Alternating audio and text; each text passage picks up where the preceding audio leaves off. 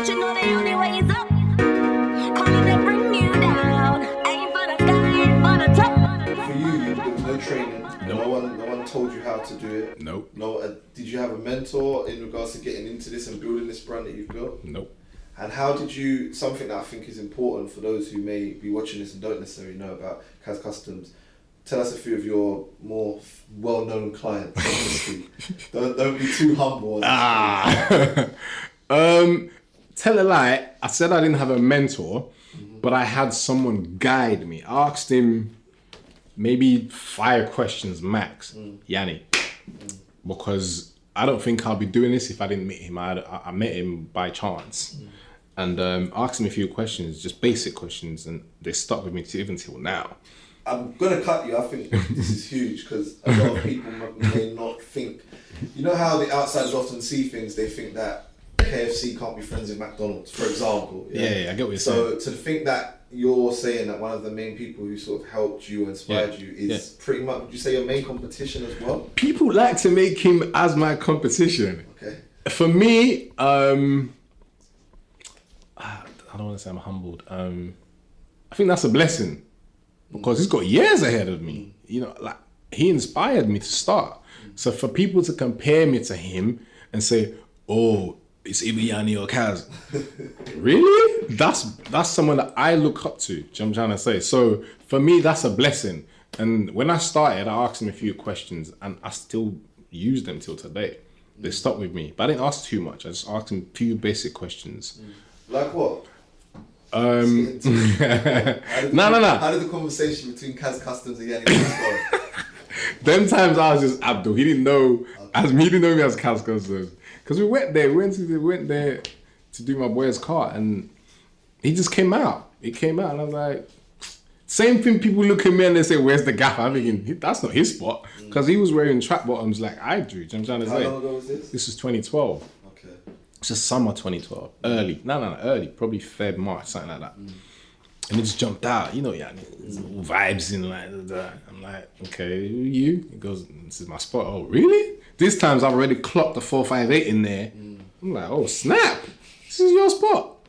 He goes, yeah. Okay, I was like, rah. So yeah, come upstairs. So we went to his office, sat down, offices, everything is patterned. You know, yeah, there's all the autographs of Field Walker. And it's like, yeah, this, da-da-da. I'm like, all right, I like this. This is wavy. But me, I get inspired. Yeah. When I see things like that, I don't hate, I don't get gassed. I'm just inspired. Straight like, shit then, you're doing bits. I love it. So I just said to him, immediately I started asking questions like, this is the first time I ever saw rapping in my life. No word of a lie. I don't need to front. Yeah. I never saw rapping until that day. So I was like, what are you lot doing to this Ferrari? He's like, we're rapping. He's like, right, what's that? And he kind of explained it to me. I'm like, okay, that's dope. My mind is working now. Working. My brain's going overdrive. Like, oh, wow. So I said, how much do you think roughly you're going to need to start this? Because I was sitting on savings at the time. I actually wanted to go into nursery. I was going to do nursery with one of my friends. Everything planned out. Like, we're going to get a mortgage, get a house, 5-bedroom house, convert it to nursery. And I was just going to chill, just make this cool money. And then he told me, he said, well, depends really. Depends what you want to do. Like, you want to go large scale, small scale. It's about at least, 20 to 50 bags. So I was like, okay, cool. And then I goes, how many people would you say, like, and he said, stop there. Don't employ too much from early. Don't ever do it. You will kill yourself because your demand is not gonna match your work first.